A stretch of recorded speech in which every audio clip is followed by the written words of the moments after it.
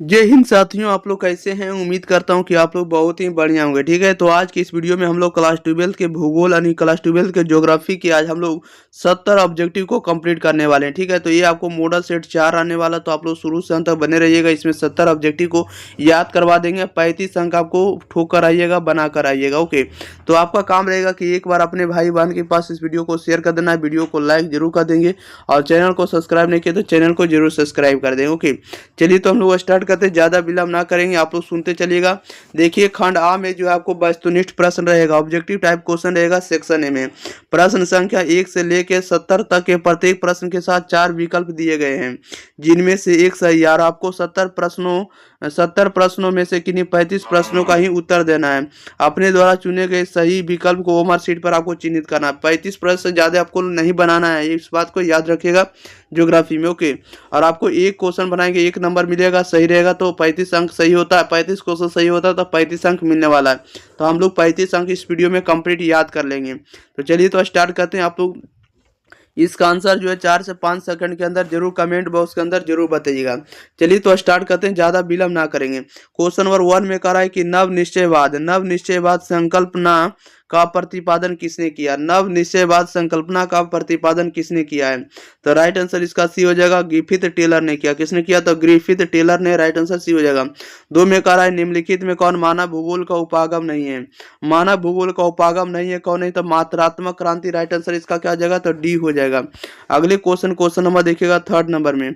3rd number में कह रहा है किसने कहा कि मानव भूगोल अस्थिर पृथ्वी और क्रियाशील मानव के बीच परिवर्तनशील संबंधों का अध्ययन है। इस बात को किसने कहा था, बताइएगा। कह रहा है कि इसमें क्या कह रहा है, इसमें कह रहा है कि किसने कहा कि मानव भूगोल जो है अस्थिर पृथ्वी और क्रियाशील मानव के बीच परिवर्तनशील संबंधों का अध्ययन है। इस बात को किसने कहा था, ये कहा था आपको एलन सी सैंपल ने। किसने कहा था, एलन सी सैंपल। राइट आंसर डी हो जाएगा। 4 नंबर में कह रहा है कि सैन्य भूगोल मानव भूगोल के किस विषय किस क्षेत्र से किस क्षेत्र का उप क्षेत्र है, बताइएगा। कह रहा है कि सैन्य भूगोल जो है, सैन्य भूगोल मानव भूगोल के किस क्षेत्र का उप क्षेत्र है। तो राइट आंसर डी हो जाएगा, राजनीतिक भूगोल का है।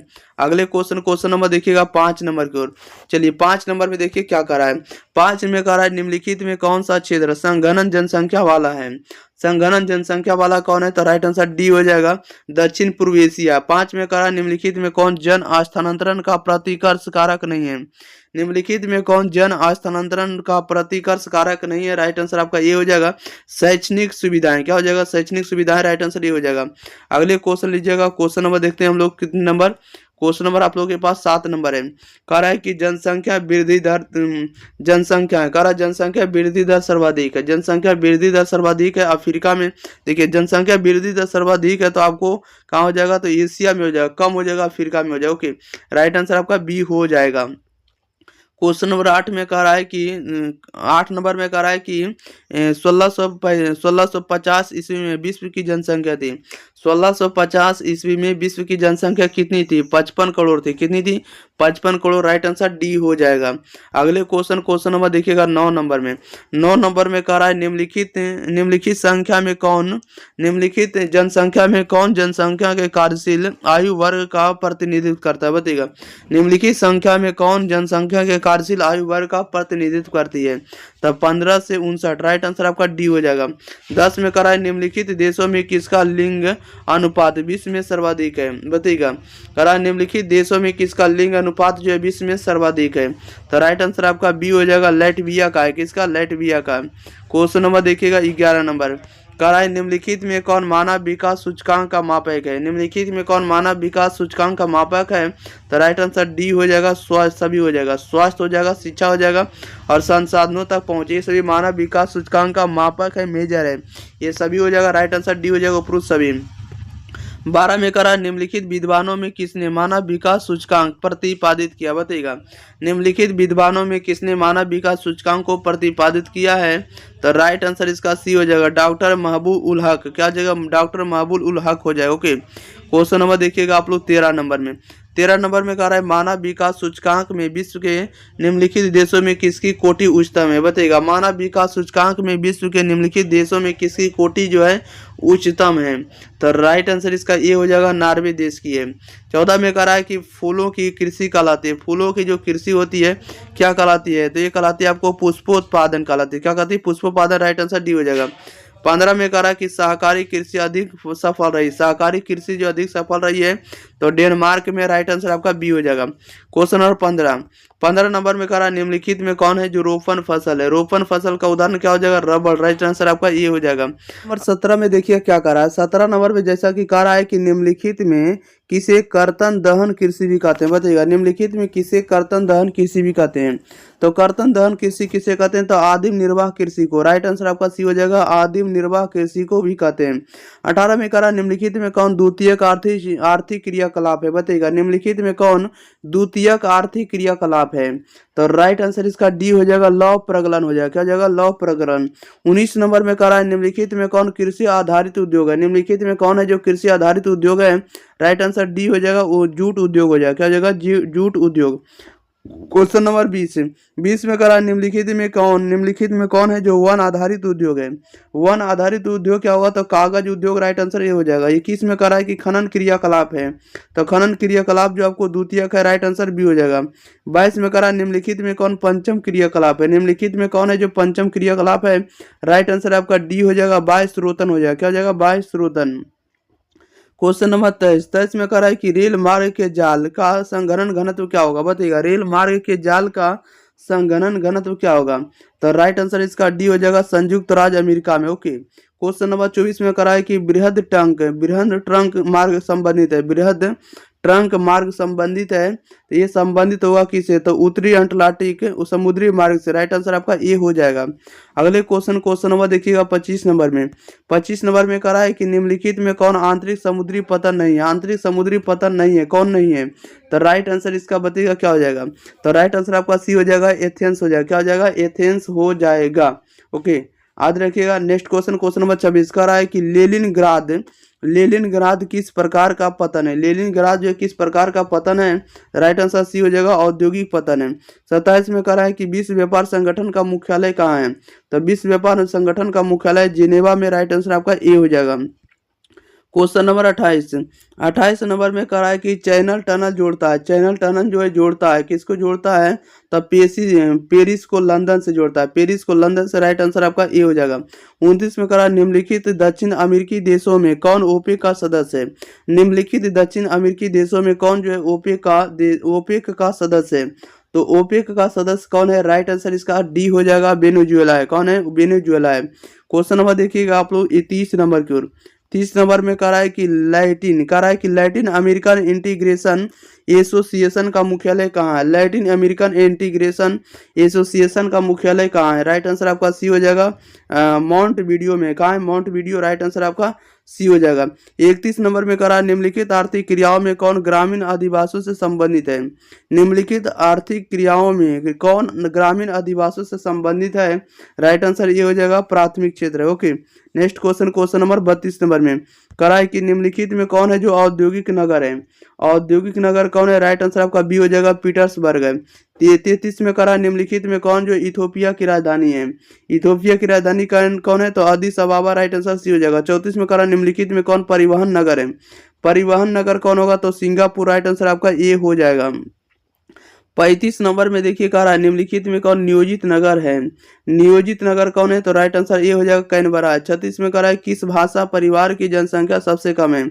किस भाषा परिवार की जनसंख्या सबसे कम है। राइट आंसर आपका डी हो जाएगा, चीनी तिब्बती की। ओके, अगले क्वेश्चन लेते हैं। क्वेश्चन नंबर देखिएगा 37 नंबर की ओर।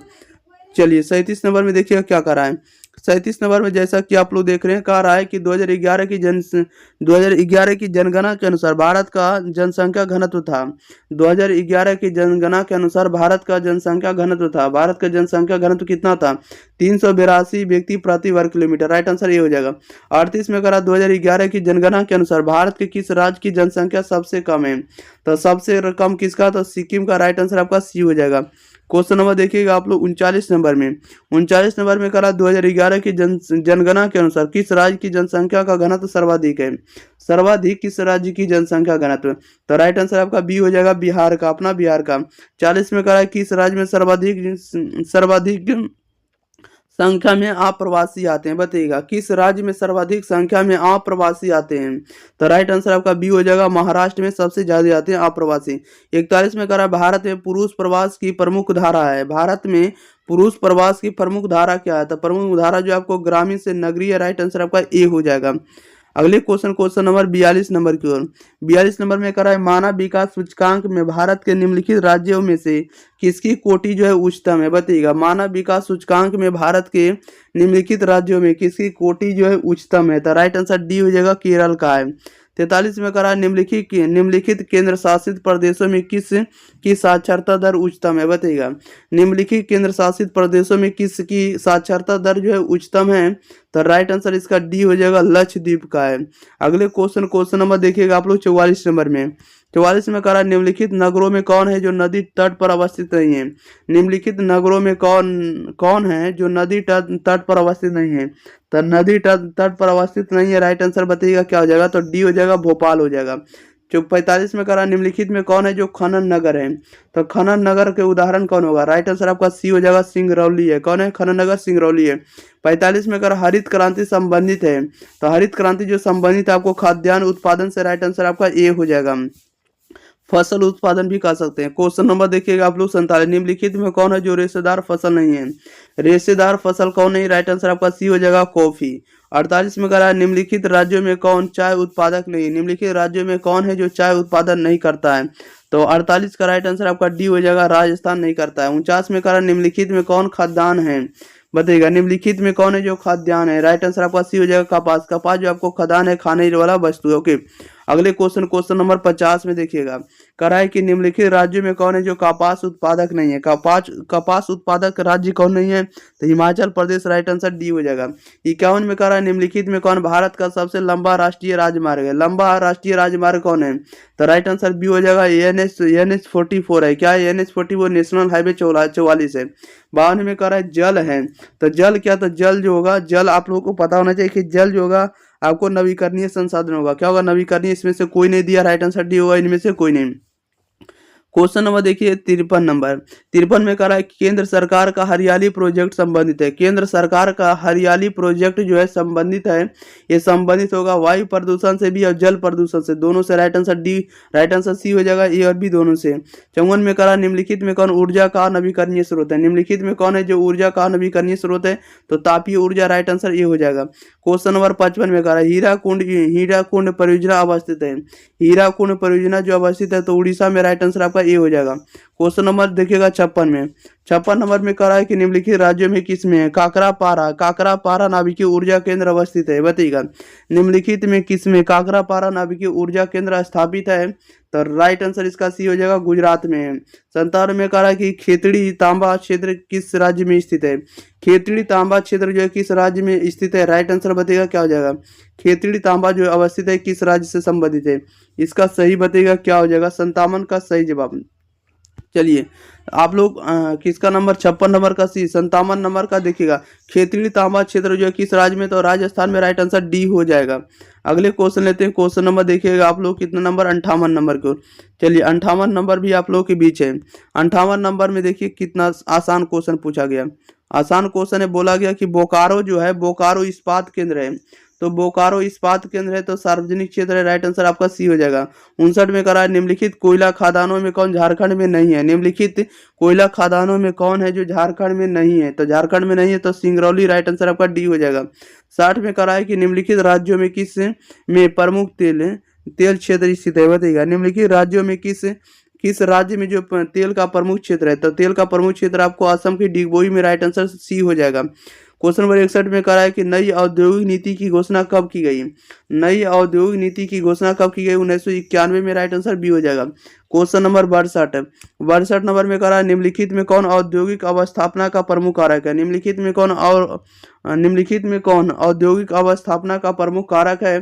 तो राइट आंसर डी हो जाएगा, यानी बाजार है, पूंजी या ऊर्जा है, सभी राइट आंसर डी होगा इनमें से सभी। 63 में करा भारत में वायु परिवहन सेवा की शुरुआत हुई थी? भारत में वायु परिवहन सेवा की शुरुआत हुई थी 1911 में। राइट आंसर बी हो जाएगा। 64 में कह रहा है कि निम्नलिखित में कौन है जो पूर्व मध्य रेलवे का मंडल है या पूर्व मध्य रेलवे का मुख्यालय है? राइट आंसर बताइएगा क्या हो जाएगा। निम्नलिखित में कौन है जो पूर्व मध्य रेलवे का मुख्यालय है? तो राइट आंसर डी हो जाएगा, हाजीपुर है। कहाँ? हाजीपुर। अगले क्वेश्चन नंबर 65 नंबर में कह रहा है उत्तर दक्षिण गलियारा जोड़ता है। उत्तर दक्षिण गलियारा जोड़ता है, किसको जोड़ता है? तो श्रीनगर से किस, देखिए उत्तर दक्षिण गलियारा जो जोड़ता है आपको, देखिए सॉरी, उत्तर दक्षिण गलियारा जोड़ता है आपको श्रीनगर को कन्याकुमारी से। राइट आंसर आपका डी, राइट आंसर आपका सी हो जाएगा। ये डी में रहता है, ठीक है, कभी चेंज हो जाता है कोई दिक्कत नहीं। 66 में कहा कि तूतीकोरिन पतन अवस्थित है। तूतीकोरिन पतन जो है अवस्थित है, तो तूतीकोरिन जो है कहाँ है? तो तूतीकोरिन है आपको तमिलनाडु में। राइट आंसर आपका बी हो जाएगा। क्वेश्चन नंबर 67 में कह रहा है कि अम्ल वर्षा का कारण है। तो अम्ल वर्षा का कारण क्या? तो अम्ल वर्षा का कारण होगा वायु प्रदूषण। राइट आंसर सी हो जाएगा। 68 में कह रहा है कि 2010 से 11 में निम्नलिखित में कौन भारत का सबसे बड़ा व्यापारिक भागीदार था? बताइएगा, 2010 से 2011 में निम्नलिखित में कौन भारत का सबसे बड़ा व्यापारिक भागीदार था? तो राइट आंसर आपका बी हो जाएगा, चीन था। कौन था? चीन। अगले क्वेश्चन नंबर 69 में कह रहा है कि ध्वनि प्रदूषण का प्रमुख स्रोत है। ध्वनि प्रदूषण का प्रमुख स्रोत क्या था? उद्योग है, मोटर वाहन है, लाउड स्पीकर है, सभी राइट आंसर डी हो जाएगा इनमें से सभी। 70 में कह रहा है कि प्रतिकर्ष और अपकर्ष कारक उत्तरदायी है। प्रतिकर्ष और अपकर्ष कारक जो उत्तरदायी होता है किसके लिए? तो प्रवास के लिए। राइट आंसर आपका ए हो जाएगा। चलिए, तो इस वीडियो में जितने आपको ऑब्जेक्टिव थे सभी ऑब्जेक्टिव कंप्लीट कर दिए। तो मिलते हैं हम लोग अगली वीडियो के साथ, तब तक के लिए आप लोग का काम रहेगा वीडियो को अपने भाई बहन के पास शेयर जरूर कर दिएगा। चैनल को अगर आप लोग सब्सक्राइब नहीं किए प्यारे साथियों तो आप लोग जरूर सब्सक्राइब कर देंगे, और वीडियो को आप लोग को लाइक जरूर करना है। ओके, आप लोग को लाइक वीडियो को जरूर करना है ताकि और दोस्त भी देख सके। जब तक आप लाइक नहीं करेंगे तब तक देखिए वीडियो वायरल नहीं होगा, ठीक है, इसलिए आप लोग जरूर दोस्तों के पास शेयर जरूर करें। मिलते हैं हम लोग अगली वीडियो के साथ, तब तक के लिए thank you for watching this video. धन्यवाद।